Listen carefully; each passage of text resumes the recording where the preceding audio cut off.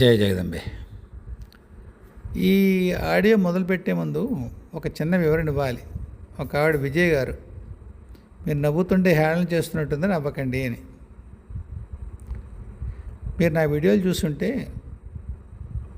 మీకు ఈ విషయం తెలుస్తుందమ్మా. హేళన అనేది ఒక రకమైన వాచాదోషం. మిగతా కర్మల కంటే సంక్లిష్టమైనది, ఒక పట్టాన్ని వదలంది, జన్మ జన్మాంతరాలు వేధించేటువంటి ఒక కర్మ ప్రక్రియ. నేను ఆ పని చెయ్యను. సందర్భాన్ని బట్టి ఆ భావాన్ని ఎక్కడేమన్నా నేను నవ్వు ద్వారా వ్యక్తపరిస్తే పరిచి ఉండొచ్చు. మీకు సమాధానం రాసేది సరేనమ్మా అని, కానీ మీకు వివరిస్తే మంచిదనిపించింది. నేను హేళన చెయ్యను ఎవ్వరిని. ఎవరికైతే నేను చెప్తానో అందరికీ, నలుగురికి, నాకు తెలిసిన నేను ఎవరు శ్రేయస్సు కోరుతానో వారికి, నాకు తెలిసిన వారికి హేళన చేయవద్దనే చెప్తాను. అదే పని నేను చెయ్యను. ఏమ్మా, మీకు మరి ఏ సందర్భంలో అది నొప్పితో వచ్చిందో నాకు తెలియదు, కానీ నేనైతే పని చేయనమ్మా. సరే, మిగతా విషయాల్లోకి వస్తే, సత్యవాణి గారు అన్నారు, గురువు దైవం కంటే అధికుడు అంటూ ఉంటారు కదా అని. అంటారు కానమ్మా, దైవమే చివరిది, గురువు దానికి మార్గం తల్లి. దైవ సమానుడు కదా. మనం చాలామంది మీరు మాకు దైవ సమానులండి అంటాం. మనకి మహోపకారం చేస్తే వాళ్ళు దైవ సమానులు అంటాం. గురువు అటువంటి మహోపకారం చేస్తాడు. జన్మ జన్మాంతరాలుగా సంసారంలో చీకట్లో కొట్టుకుంటూ ఉంటాం కదా, ఇటెల్లాలో తెలియక మళ్ళీ మళ్ళీ మళ్ళీ మళ్ళీ అవే వెర్రి పనులు చేస్తూ అక్కడే ఉంటాం కదా. అందులోంచి ఆయన ఈసరికే అవతల గట్టు చేరినవాడు కనుక మన సులువుగా తీసుకెళ్తాడు. రెండు ఒడ్ల మధ్య ఒక నావ ఉందనుకోండి అమ్మ, ఆ నావ లేకపోతే ఇవతలొడ్డు నుంచి అవతలొడ్డుకి వెళ్ళాం. మనం ఈదుకోగలడం కష్టం. అది అందువల్ల ఆ నావగా గురువు ఉంటాడు.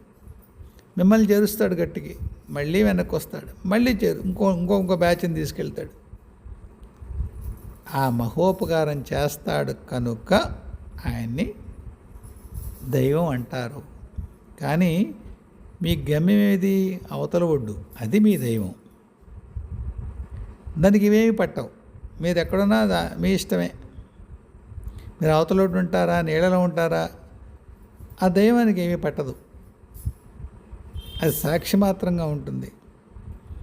మీ బాధలు చూసి స్వయంగా ఇదివరకు ఆయన అనుభవించి ఉన్నాడు కనుక ఒక స్థితిలో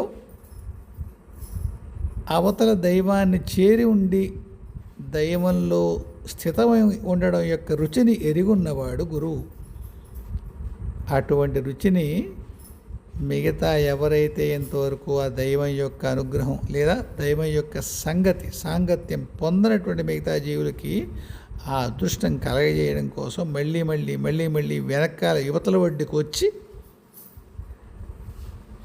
అటువంటి దుస్తరమైన సంసారాన్ని తరించేటువంటి ఆస్థ ఉన్న వాళ్ళ కోసం, ఆసక్తి ఉన్న వాళ్ళ కోసం, అందుకు తత్పరమై ఉన్న వాళ్ళ కోసం మళ్ళీ మళ్ళీ వస్తాడు.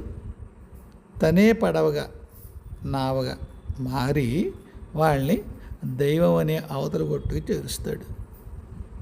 అందువల్ల ఆయన దైవ సమానుడంట. స్వయంగా దైవం సాక్షి మాత్రంగా ఉంటాడమ్మా. మరి మనకనిపిస్తుంది సాధనలో అనుభవాలు కొన్ని పొందిన వాళ్ళకి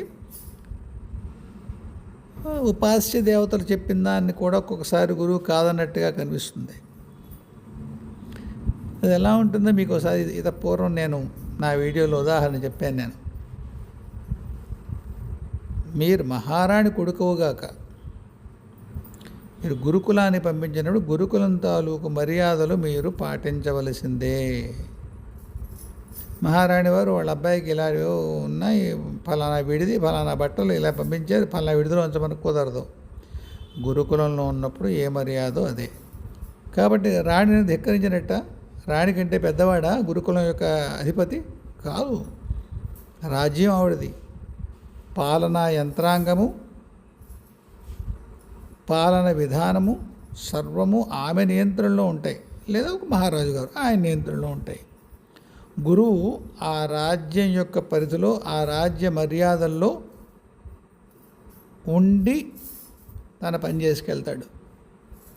కానీ ఆయనకి స్వతంత్రత ఉంటుంది. తన ఆశ్రమ పరిధిలో తన నుంచి విద్యను కోరేటువంటి అభిలాష లేదా కోరిక ఉన్నటువంటి విద్యార్థులని ఎలా శిక్షణ ఇవ్వాలో అది కేవలము ఆయన నిర్ణయంగానే ఉంటుంది. అందులో మహారాజు కానీ మహారాణి కానీ చెయ్యి పెట్టరు. కాబట్టి అక్కడున్నప్పుడు, ఆశ్రమంలో ఉన్నప్పుడు మహారాజు పిల్లలకో, మహారాణి పిల్లలకో, మంత్రిగారి పిల్లలకో గురువు వాళ్ళ తల్లిదండ్రుల కంటే శక్తివంతుడిగా అనిపిస్తాడు. ఆశ్రమం విషయాల్లో అవును, మిగతా జీవిత విషయాల్లో కాదు. సాధన విషయంలో అవును, ఆయనే స్వతంత్రుడు. దైవం ఆయన యొక్క నిర్ణయాల్ని హర్షిస్తుంది, సమర్థిస్తుంది. ఏమ్మా? కాబట్టి మార్గానికి గమ్యానికి మధ్యలో గందరగోళం పడక్కర్లేదు. దైవం ఒక స్థితి, గురువు మిమ్మల్ని అక్కడికి తీసుకెళ్ళేటువంటి మార్గం. అందువల్ల గురువు వందనీయుడే, నమస్కరించదగినవాడే, పూజించదగినవాడే, దైవ సమానుడే. దైవం కంటే అధికం అనే భావన అక్కర్లేదు. ఆయన స్వయంగా దైవాన్ని పొంది ఉన్నవాడు. ఏమ్మా? ఆయన స్వయంగా ఆ దైవీ స్థితిని పొంది ఉన్నవాడు. తత్సమానుడు కాగలడు. ఆయనకంటే అధికుడు కాడు, కానక్కర్లేదు, అలా భావించక్కర్లేదు. కానీ పూర్తిగా స్థితి ఎరగని వాళ్ళకి, అంటే ఆ సాధనలో ఉన్న వాళ్ళకి, ఆశ్రమంలో ఉన్న వాళ్ళకి దైవం కంటే ముందు గురువుని గౌరవించడం, పూజించడమే కర్తవ్యం. ఏమ్మా? అది మీకు అర్థమైంది కదా భావన. తర్వాత ఎవరు అడిగారు, అర్చనాసాయ, గురువు సశరీరుడిగా లేనప్పుడు ఆయన నామం మాత్రమే సరిపోతుంది అని చెప్పినప్పుడు మంత్రగురువుని ఎవరన్నా సజీవుడైన వాడిని ఆశ్రయించవచ్చా? అర్చన ఇక్కడ 2 విషయాలున్నాయమ్మా. మా గురువుగారు తరచు చెబుతూ ఉంటారు, గురువు ఎంతటి సమర్థుడైనా సరే, ఆధ్యాత్మిక గురువు మాట్లాడుతున్నాను నేను, గురువు సశరీరుడై ఉన్నప్పుడు చేయగలిగేటువంటి ఉపలబ్ధి శరీరాన్ని వదిలిపెట్టిన తర్వాత అంతటి ఉపలబ్ధి చేర్చలేడు, ఇవ్వలేడు అంటారు. ఏమ్మా? సాధారణంగా శరీరాన్ని ఎప్పటికే వదిలిపెట్టినటువంటి ఆధ్యాత్మిక గురువులు వాళ్ళదే అయిన చైతన్యం వేరే రూపాల్లో ఉన్నప్పుడు ఆ రూపాల దగ్గరికి తమ శిష్యుల్ని లేదా సాధకుల్ని మార్గనిర్దేశనం చేసి వాళ్ళ దగ్గరికి పంపిస్తారు. నేను పలు ఉదాహరణలు చూశాను. నేను శరీరంలో లేనటువంటి సద్గురువులు, మహాత్ములు, సజీవుడైనటువంటి మహాత్ముడి దగ్గరికి వాళ్ళని పంపించడం నేను ఎరుగుదును. మీకు ఒకనొక ఉదాహరణ కూడా చెప్పాను నేను. ఒక సద్గురు యొక్క భక్తుడి దగ్గరికి నేను వెళ్ళినప్పుడు, ఏమిటిలా వచ్చారు, పల్లా పని మీద వచ్చాను, పల్లా సాధన కోసం వచ్చాను అని ఇస్తారు. వెళ్ళలేదు. నేను మార్గనిర్దేశనం కోసమే, అనుభవజ్ఞుడు కదా అని చెప్పి ఆయన దగ్గరికి వెళ్ళాను. ఆయనకు వచ్చిన సమాధానం ఏమిటంటే, వీడు ఖరీదైన వాడు, నీ దగ్గర కాదు, పల్లా చోట ఎక్కడికో వెళ్ళాలి. అప్పుడు ఆయన విషయం ఆయనకు అర్థం లేదు. ఖరీదైన వాడు అంటే ఏమిటో నేను కూడా నొచ్చుకున్నాను కూడా అప్పట్లో. ఇలా అన్నాడు ఏమిటైనా అని. తర్వాత తెలిసింది, ఖరీదు అంటే ట్రాన్స్లేషన్ ఇష్యూ, అదంతే. పైనుంచి వచ్చిన సమాచారాన్ని ఇక్కడ మనస్సు మనకి తర్జుమా చేయడంలో వచ్చిన ఇష్యూ. కొంత ఉన్నత చైతన్య స్థాయికి సంబంధించినటువంటి ఒక స్థితిని ఈసరిగా సాధించిన సాధకుడు ఇదన్ని మరింత మెరుగుపెట్టేందుకు నీ సమర్థత సరిపోదు, ఫలానా వ్యక్తి దగ్గర పంపించు. మాస్టర్ సివివి గారి శిష్యులు ఒక ఆయన ఒకసారి అలాగే నాకు తారసపడి, ఇలాంటి విషయం, నువ్వు ఎందుకు వచ్చావు, నీ గురువు నిన్ను ఫలానా విషయంలో నీకు శిక్షణ ఇస్తున్నాడు, నీ గురువు ఫలానా. ఏం జరిగింది? నాకు సివి గారే డైరెక్ట్గా చెప్పచ్చు, ఏది మార్గాలు, ఇలా చేయనానా అలా చేయనానా అని. నేనున్న సాధనకి ఆయన తన అశరీరం ద్వారా, అశరీర వాక్కు ద్వారా నిర్దేశనం చేయడం కంటే సశరీరుడైనటువంటి గురువు దగ్గరికి పంపించడమే నా సాధనకి. నేను అందరి గురించి మాట్లాడట్లేదు. చాలామంది సివి గారు శరీరం లేకపోయినా కానీ గైడ్ చేస్తారు. నా విషయంలో నాకు జరగని శిక్షణకి ఫలానా గురువు దగ్గర నువ్వు ఉండడమే సరి అన్నారు.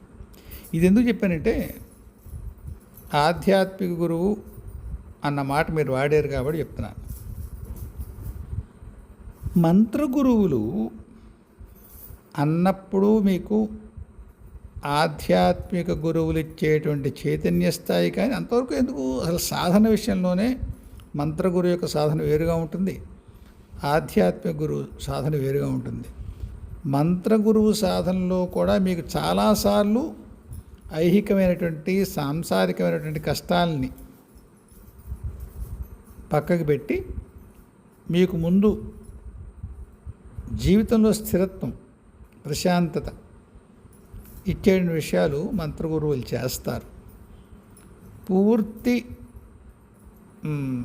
జీవిత గమ్యం అంటే ఆ జీవితం అని కాదు మాట్లాడుతుంటా, ఆత్మక ప్రయాణం యొక్క గమ్యాన్ని అన్నప్పుడు మంత్ర గురువులు ఇస్తారని నా అనుభవంలో లేదు.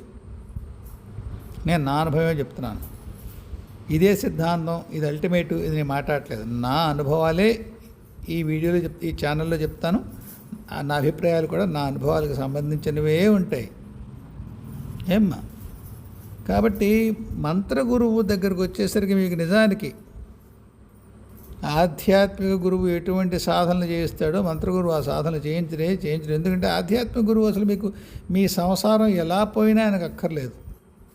నచ్చుకోకండి.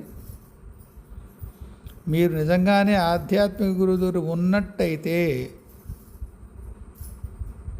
1 to 1 ఉండాలమ్మా.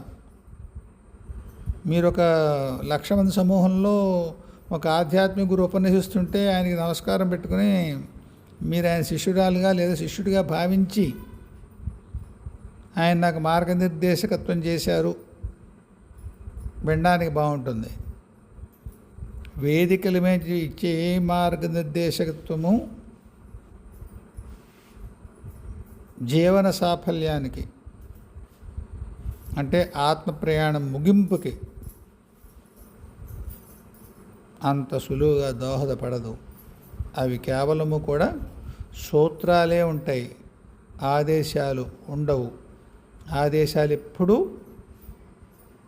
గురువు నుంచి ప్రత్యక్షంగా శిష్యుడికి వస్తాయి. ఎందుకంటే ఏ ఇద్దరు శిష్యులకి ఒకటే ఆదేశం ఉండదు, ఏ ఇద్దరు మార్గం ఒక్కటి ఉండదు. మీరేదో ప్రశ్నిస్తే ఏదో చెప్తున్నాను అనుకోకండి, సూత్రం అర్థం కావాలి కాబట్టి చెప్తున్నాను. మీరు ఆధ్యాత్మిక గురువు, మంత్ర గురువు 2 పదాలు వాడారు. ఇద్దరి పద్ధతులు వేరు, గట్టిగా మాట్లాడితే లక్ష్యాలు వేరు. మళ్ళీ చెప్తున్నాను, ఆధ్యాత్మిక గురువు మీ సంసార సంబంధమైనటువంటి ఏ కష్ట నష్టాల్ని దూరం చేసేటువంటి ప్రయత్నం చేయడు.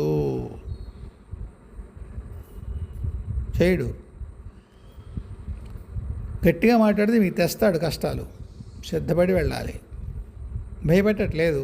సత్యం అంతే, ఏం చేద్దాం. సత్యము అంతే, వాస్తవము కూడా అంతే. సత్యం అనేది ఒక సూత్రంగా ఉంటుందమ్మా, వాస్తవం జరిగి ఉంటుంది, మెటీరియలైజ్ అయి ఉంటుంది. ఫినామినల్ అంటామే, ఫినామినన్ పోనీ అది కరెక్ట్గా పదం వాడాలంటే.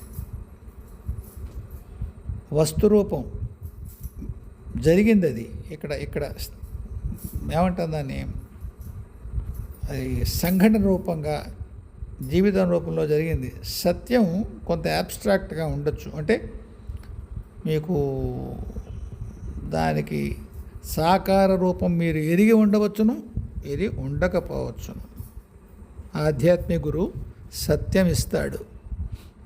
ఆయన మిమ్మల్ని సంసారపరమైనటువంటి భౌతిక ఇబ్బందుల నుంచి తొలగించడు, సంబంధం లేదు ఆయనకన్నది వాస్తవం. ఎందుకంటే మీకు ఆ కష్టం ఎందుకు వస్తుందో ఆయన తెలుసు. మనకి నచ్చకపోయినా కానీ ఈ మాట, ఆ కష్టాలు పెంచుతాడు కూడా. ఆయనకి ఎంతసేపు ప్రాజెక్టు త్వరగా కంప్లీట్ చేసేసేయాలి. మీరు అందరికి వెళ్ళారు కదా, ఏం మ్యాండేట్తో వెళ్ళారు, ఏ రిక్వెస్ట్తో వెళ్ళారు, అయ్యా మమ్మల్ని గట్టెక్కించండి, ఎక్కిస్తాడు. And whatever it takes, దానికి ఏం చేయాలో చేస్తాడు. మంత్రగురువు అంత లోతుగా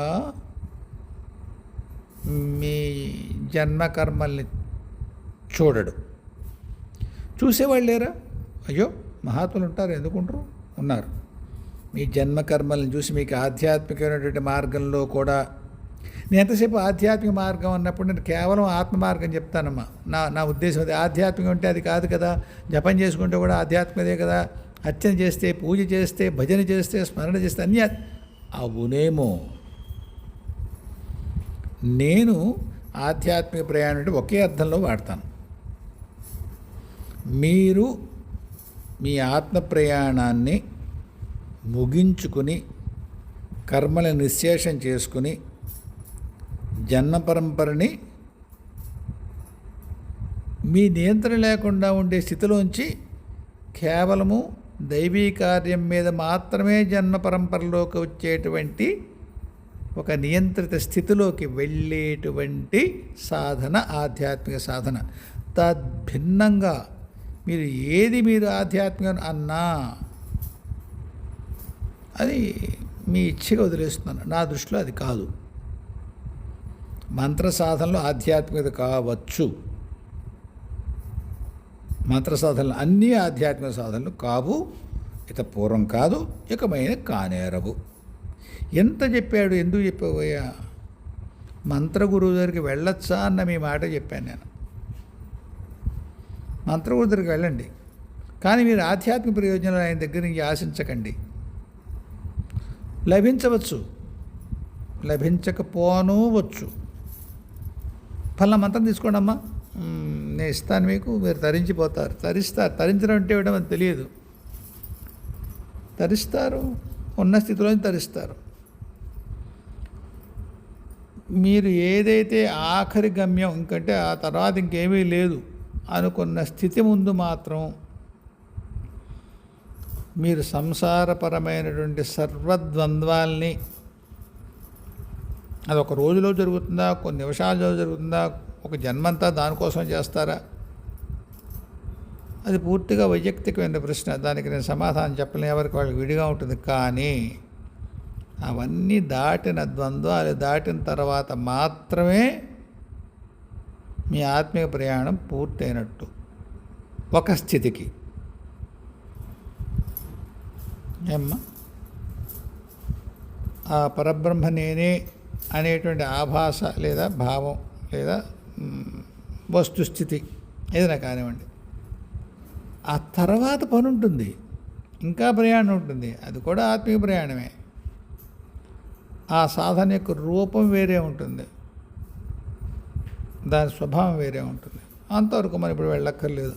మనం ఎప్పుడూ కూడా మామూలు దీంట్లో మాట్లాడుకున్నప్పుడు ఆత్మిక సాధన అంటే మనం పరమాత్మలో ఒక అంశ అని అనుభూతి చెందడం కానీ అర్థం చేసుకున్నట్టయితే అది మీకు మంత్రగురు నుంచి అన్నప్పుడు సాధ్యమవుతుంది. నాకు తోచదు, మీరు ఎవరి దగ్గరికి వెళ్దాం అనుకుంటారో నాకు తెలియదు. కాబట్టి అది దానికి ఇది ఏమంటుంది దాన్ని, అందుకు మించి వీలే ఇది వెళ్ళొచ్చా అంటే ఆల్టర్నేటివ్ అంటాం కదమ్మా, కాదు. మీకు ఆత్మిక ప్రయాణమే మీ లక్ష్యం అయితే మంత్రగురువు ఆధ్యాత్మిక గురువుని రిప్లేస్ చేయలేడు ఏమ్మా. కాబట్టి మీరు అది కొద్దిగా గుర్తెరిగి ఆ పని చూడండి.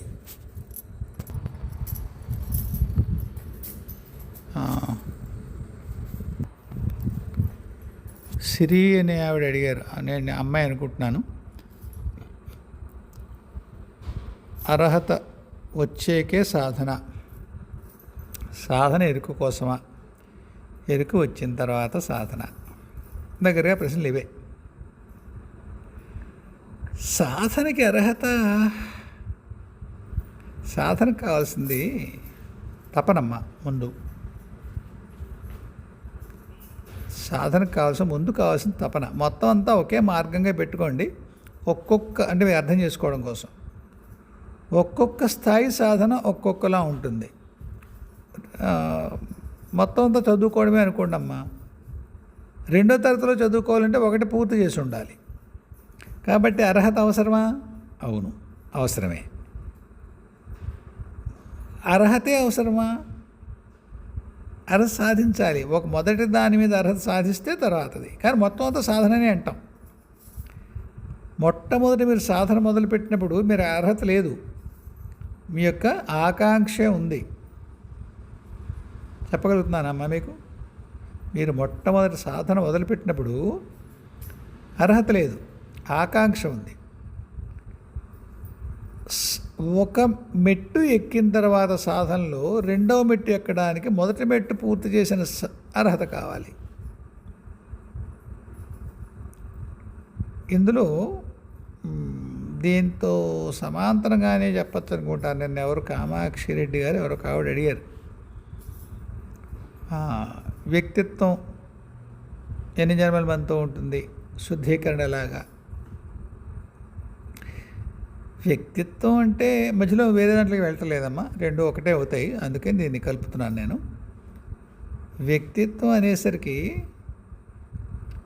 మీ మనస్సు, మీ ఉద్వేగాలు, మీ భౌతికత 3 కలుస్తాయమ్మా. కానీ తర్వాత జన్మకి వెళ్ళేవి మీ సూక్ష్మ మానసిక శరీరాల యొక్క విభాగమే పెడుతుంది, మీ జ్ఞాపకాలు, మీ అనుభవాలు. అందుకే రిగ్రెషన్లోకి తీసుకువెళ్ళినప్పుడు మీ పాత జన్మలో కథలన్నీ మీకు బయటకు వస్తాయి. మీరు మళ్ళీ దాని ఆకాశ రికార్డు వరకు వెళ్ళిపోక్కర్లేదు. మీలోనే మీ మరి ఏమంటారు, సుప్త చేతన అంటారు, ఏమంటారు ఆ సాంకేతిక పదాలు నాకు తెలియదు. కానీ మీ మనసు యొక్క కొన్ని అట్టడుగు పొరల్లోనే మీ పాత అనుభవాలు, జ్ఞాపకాలు, సంస్కారాలు, భయాలు అన్నీ అందులో ఉంటాయి.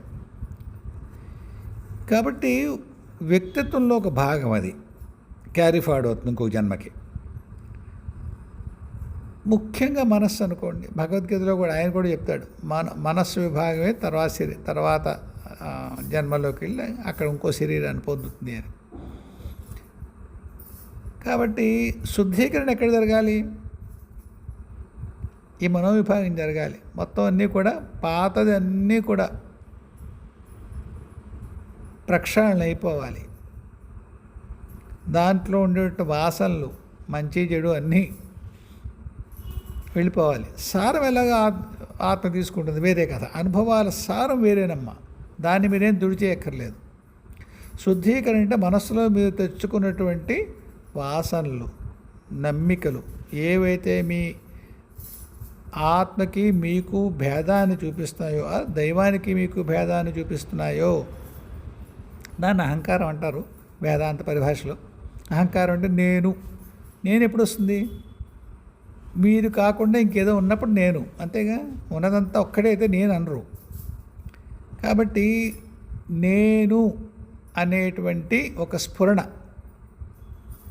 దానికి సంబంధించిన మిగతా దాన్ని బలపరిచేటువంటి మిగతా కర్మలు, వాసనలు, జ్ఞాపకాలు, అభిప్రాయాలు, వీటన్నిటినీ ఛిద్రం చేసుకుంటూ వెళ్ళాలి. వాటిని ఛిద్రం చేసుకుని స్పష్టంగా పూర్తిగా క్లియర్గా ఉంటుంది. శుద్ధ మానస అమ్మవారి గురించి చెప్తాం మనం. అప్పుడు మనసు యొక్క అత్యున్నతమైన పూర్తిగా మనసు వెళ్ళిపోయినట్టు ఉండదు. వ్యక్తీకరణ లేదా వ్యక్తిత్వం మనం అర్థం చేసుకొని, మీ భాషలో మీరన్న వ్యక్తిత్వం, నా వరకు మనసు వరకే అది. ఆ రెండింటికి పదాలు గందరగోళం లేకుండా ఉండడం కోసం మీరన్న మాటని ఉపయోగిస్తున్నాను తప్ప అది మాత్రమే కాదు. సరే, దాని శుద్ధీకరణ అంటే మనసును శుద్ధీకరించుకోవడమే. మనసు శుద్ధీకరించుకోవడం అంటే పాతవన్నీ తొలగించుకుంటూ మీకు దైవానికి భేదం కల్పిస్తున్న అన్నిటినీ వదులుకోవడమే శుద్ధీకరణ. దాన్ని శుద్ధ మనస్థితి అంటారు. పూర్తి మనస్సు లేకపోవడం ఉండదు. అమనస్క యోగం అని ఏది చెప్తారో అది కూడా మనస్సు నిమ్న పరిధిలో పనిచేయకుండా ఆత్మ ద్వారా వచ్చినటువంటి నిర్ణయాన్ని బుద్ధి చేత నడిపించబడి జీవితాన్ని నడిపేటువంటి మనస్థితి ఏదైతే ఉంటుందో అది అమనస్క స్థితి అంటారు. మీరు చెప్పిన శుద్ధీకరణ అది. ఎన్ని జన్మలు పడుతుంది? ఎన్ని జన్మలైనా పడుతుంది. కానీ ఒక్కటి నిజం, ఒక స్థాయి వచ్చేసరికి శుద్ధీకరణకి మీ ఆత్మయే సహాయం చేస్తుంది. మీ యందు కనుక ఆ శుద్ధీకరణ కోసం తపన ఉన్నట్టయితే మళ్ళీ మళ్ళీ జన్మలో ఏం పడతాం, మళ్ళీ పక్కింటి వాడి మీద, ఎదురింటి వాడి మీద కోపాలు, ద్వేషాలు, ఈర్ష్యలు, ఈ తలపడి ఎవడబడతాడు వద్దురా అయ్యా అనిపించినప్పుడు మీకు సాధన మొదలైనట్టే, శుద్ధీకరణ మొదలైనట్టే. ఎందుకు? సంకల్పం ఉంది కదా శుద్ధీకరణకి. ముందు కావాల్సింది అదే.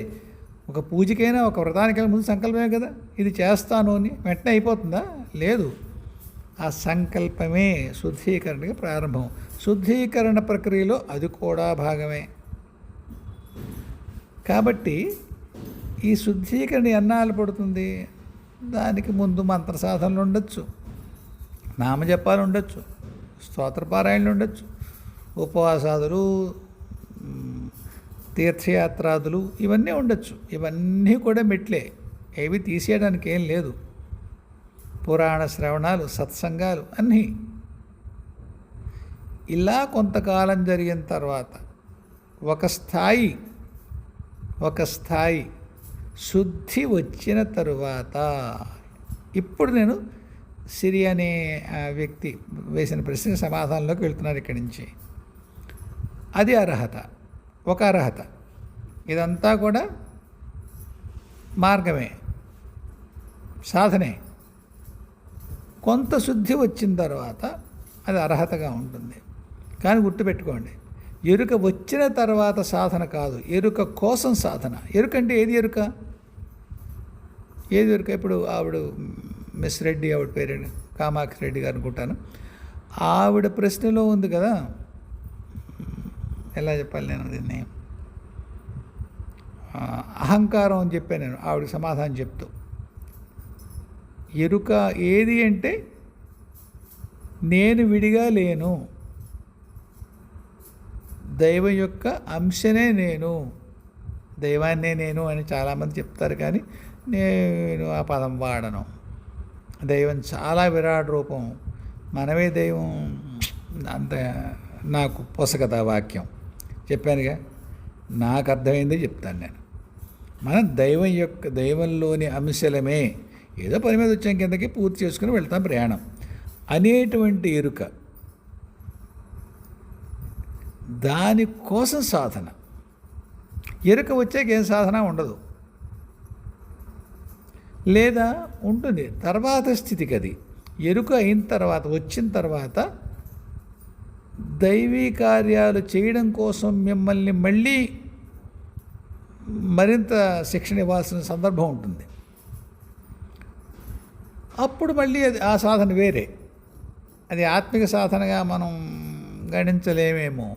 గణించలేమేమో ఏమ్మా. అందువల్ల ఏం చెప్తున్నానంటే, మీకు శుద్ధ మనస్థితి వచ్చింది, పూర్తిగా వచ్చేది మనసు శుద్ధీకరణ ప్రారంభమవుతుంది. మీరు ఎరుక కోసం సాధన మొదలుపెట్టారు, ఒక స్థితి వచ్చింది, మీరు సిద్ధమయ్యారు. మంత్రం చేత కూడా మిమ్మల్ని మీరు శుద్ధి చేసుకున్నారు ఉపాసన ద్వారా. దైవం పట్ల మీకు ఒక ఆస్థ ఉంది. ద్వంద్వంలో ఉన్నారు, నష్టమేం లేదు. ద్వంద్వం ఉంటే నష్టమే లేదు. భక్తి మార్గం అవసరమే, ఎందుకంటే భక్తే పట్టు, అది ఉండనే ఉండాలి. ఒక స్థితి దాటిన తర్వాత విడిగా దైవం వేరు మీరు వేరు ఉండరు. దైవంలో మీరు ఒక భాగము అని తెలిసిపోతుంది. అప్పుడు మీకు ఈ బెంగలు ఏమి ఉండవు. ఏదైతే సంసారానికి సంబంధించిన భయాలు బెంగలు ఉంటాయో అవి ఉండవు. కాబట్టి అర్హత, ఒకానొక అర్హత, ఒకానొక స్థాయి అర్హత వచ్చేకే ఎరుకకు సంబంధించినటువంటి సాధన మీకు మొదలవుతుంది. అయితే ఇప్పుడు మా గురువుగారు తరచు చెప్పే ఉదాహరణ ఉంటుంది. ఒక వ్యక్తి ఐఏఎస్ అవ్వాలి. 1వ తరగతి ఐఏఎస్ అవడంలో భాగమా కాదా? 1వ తరగతి చదువుతున్నాడు, మీరు మీ అబ్బాయిని ఏం చదువుతున్నాడు అంటే ఐఏఎస్ ప్రిపేర్ అవుతున్నాయండి అంటామా? అనం. ఎల్కేజీలోనూ యూకేజీలోనూ అక్కడ 10th క్లాస్లోనూ డిగ్రీలో ఉన్నప్పుడు కూడా మీ అబ్బాయి ఏం చేస్తున్నాడు? డిగ్రీ చదువుతున్నాడు. కానీ ఐఏఎస్కి కావాలా? కావాలి. అది ఐఏఎస్ సాధన కాదు. ఎందుకు? డిగ్రీతో అయిపోయాడు, బోల్డ్ మంది ఉంటారు. కానీ ఐఏఎస్ కూడా డిగ్రీ కావాలి. ఎరుక కోసం మీరు చేసే సాధనలో మొదట్లో మీరు తీర్థయాత్ర దర్శనాలు చేయాలి, భజనలు చేయాలి, నామస్మరణ చేయాలి, పూజలు చేయాలి, మళ్ళు తళ్ళు ఆచారాలు వీటన్నిటితోటి నిష్ఠతో కూడినటువంటి తపశ్చర్య చేయాలి, ఉపాసనలు చేయాలి. దానికి సంబంధించిన మర్యాదలు ఏవైతే ఉన్నాయో వాటిని తూచా తప్పకుండా ఉపాసనా విధులు చేయాలి, సాధించాలి. కానీ ఏవి ఎరుక కాదు. కానీ అక్కడ ఆగిపోయి మీరు ఓ సిద్ధులు పొందో లేకపోతే ఒక స్థితి పొందో భక్తుడిగా ఉండిపోవడమో, ఎవరు ఉండిపోరు. కొన్ని జన్మలు పట్టచ్చు తర్వాత కూడా. కాబట్టి దాన్ని ఒక్కసారి మనం ఎరుకకి డీలింక్ చేసేసినట్టయితే అక్కడ ఒక ఆగింది. అక్కడ ఎరుక కాదు అది. కానీ ఎరుక కావలసిన వాడు ఆత్మీయమైన ఎరుక. మళ్ళీ చెప్తున్నాను, ఎరుక అంటే నేను విడిగా లేను, నేను దైవాల్లో అంశనే అనే ఎరుక మీకు కావాల్సి వస్తే ఇవన్నీ ముందు చేయవలసినదే. అందువల్ల ఈ ఎరుక కోసం సాధన అవునా? ఒక విధంగా అవును. అవునా? కాదు. అందువల్ల మీ ప్రశ్నకు మళ్ళీ ఒక్కసారి ర్యాపప్ చేస్తాను మొత్తం అంతా. వ్యక్తిత్వంలో సూక్ష్మ మానసిక శరీరాలకు సంబంధించినటువంటి విభాగం ఏదైతే ఉంటుందో, సంస్కారాలు, జ్ఞాపకాలు అవన్నీ కలిగిందే ఆ భాగమే మళ్ళీ ఇంకో జన్మ తీసుకుంటుంది. ఆ జన్మకు సంబంధించిన పొరలు మళ్ళీ ఏర్పడతాయి.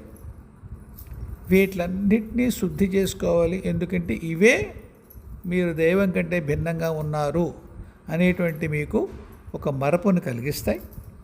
సాధన అంటే ఆ శుద్ధి చేసుకోవాలనే సంకల్పం ప్రారంభించడమే.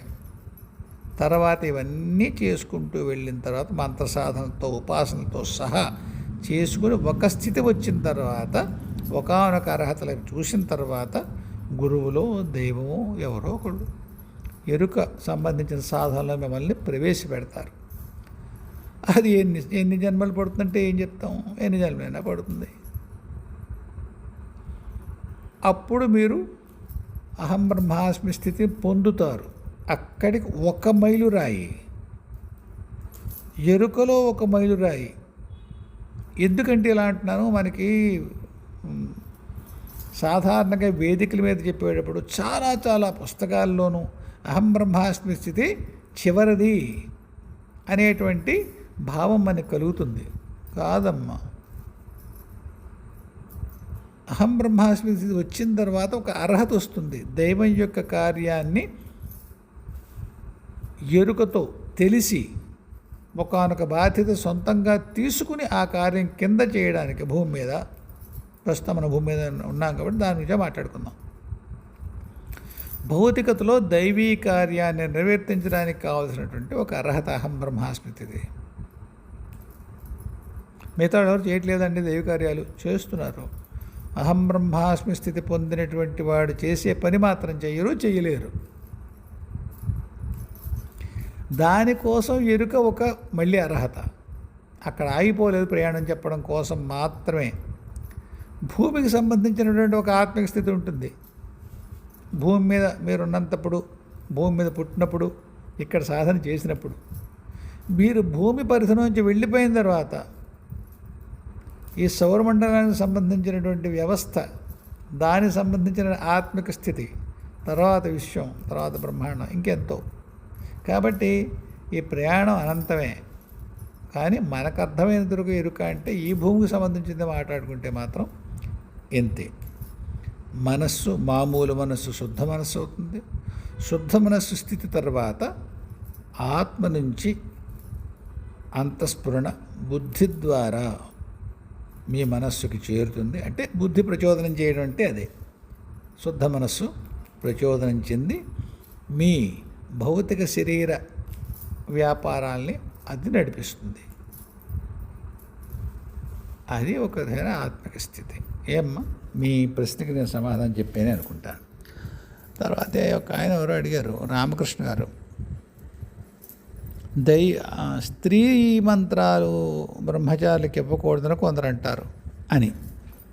వారికి నా నమస్కారం, అంతే చెప్పగలను నేను. ఎంతమంది లేరు బాబు, బోల్డ్ మంది తీసుకుంటారు. బాలామంత్రం అయినా, చండీ మంత్రం అయినా, మరొకటైనా. ఇది నాకు 1980 అంటే నాకు 19 ఏళ్ళు. అప్పుడు ఒక శ్రేయోభిలాష ఒక ఆయన, ఒరే నాన్న నువ్వు ఆ బాలామంత్రం షోడశేవి తీసుకోకు, ఎందుకంటే పరీక్షలు ఎప్పుడూ కూడా స్త్రీ రూపంలోనే వచ్చి అమ్మవారు పెడుతుంది. మరి పెళ్లి కానివాడు అయినట్టయితే సులువుగా నువ్వు ఆ ప్రలోభానికి లొంగుతావు కనుక భ్రష్ట అవుతావు అని చెప్పారు. అది శ్రేయస్సు కోరి చెప్పాడు ఆయన. కానీ పెళ్ళైతే భ్రష్ట అవరా? అలా లేదండి. పెళ్ళైతే ఆ విషయం ఏమిటో తెలుస్తుంది అంతే. మీకు బుద్ధే మారిపోదు. పెళ్ళైన వాడు ఆ విషయం తెలుసు కనుక ఇంకా పరస్త్రీ యందు దృష్టి ఉండదు. అలా ఎక్కడ బాబు? అయితే ఈవేళ ప్రపంచం అంతా ఇంక పూర్తిగా పెళ్ళి అవ్వగానే బ్రహ్మచర్యానికి, నా ఉద్దేశం బ్రహ్మచర్యం అంటే భార్యను ముట్టుకోపోవడం కాదండి, బ్రహ్మ యందు చరించడం. ఏముంది, ప్రలోభాలు అన్నీ పోయాయి అనుకోండి. ఒక్కసారి పెళ్ళి అవగా మళ్ళీ ఈవిడ విజయ్ గారికి కష్టం వేస్తుందేమో నవ్వుతున్నాను నేను. ఇది ఎవరిని ఉద్దేశించి కాదు, హేళన కాదు నా తల్లి. సరే, ప్రలోభాలన్నీ లొంగిపోయి మీరు పూలు కడిగిన ముత్తుల్ని అయిపోయి ఒక్క పెళ్ళితో దీని దుంపదగా ఒక్క పెళ్ళి, ఏ సంస్కారం అక్కర్లేదు, ఏ జపం అక్కర్లేదు, ఉపాసన అక్కర్లేదు, పెళ్ళొక్కటి జరిగితే మా గోదావరి జిల్లాలో పదం వాడుతుంటాం, అయిందా పెళ్ళని. అంటే ఏదైనా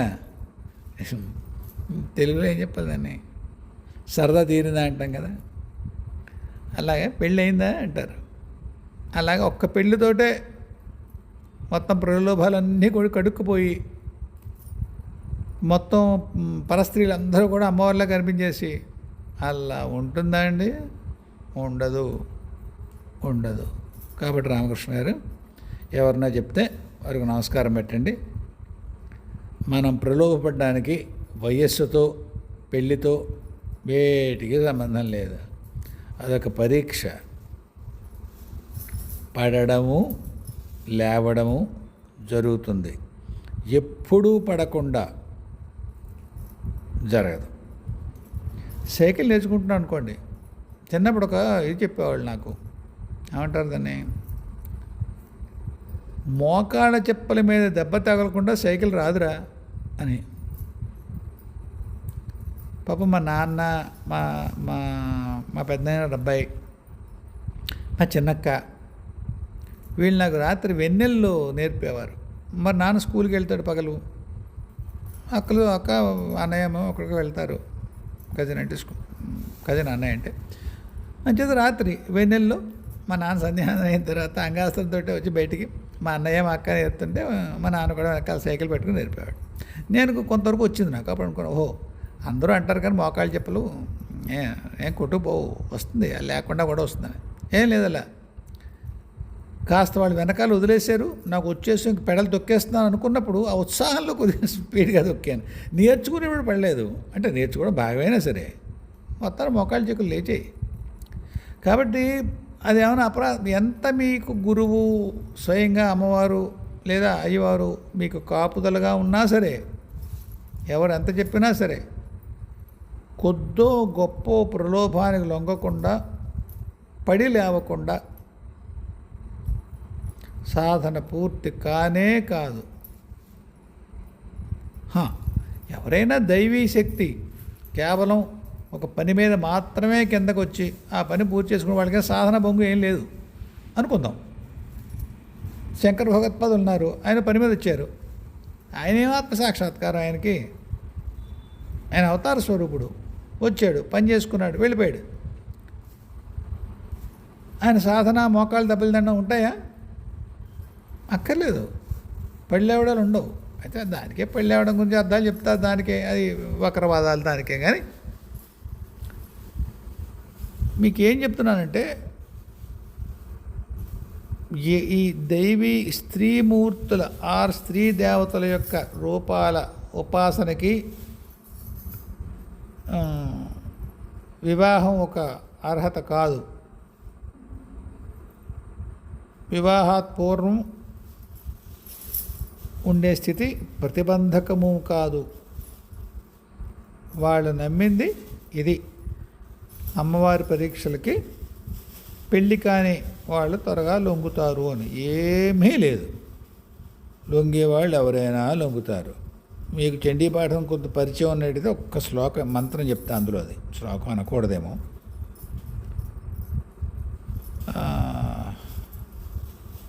ఏమిటో పదం చెప్తా నాకండి, సప్తశ్లోకులు మొదటి మంత్రం అది.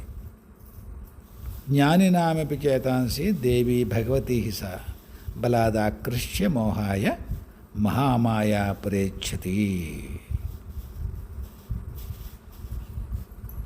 మహాత్మ జ్ఞానుల్ని సైతం మోహింపజేయగలిగేటి మహామాయ అమ్మ.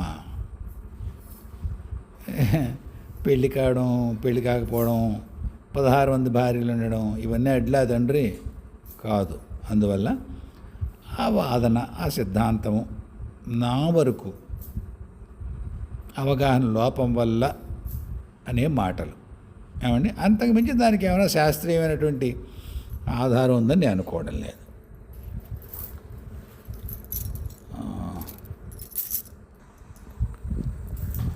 కాబట్టి అదండి విశేషం. ఈ వేళకి ఇంతే మరి అండి. మళ్ళీ కలుద్దాం.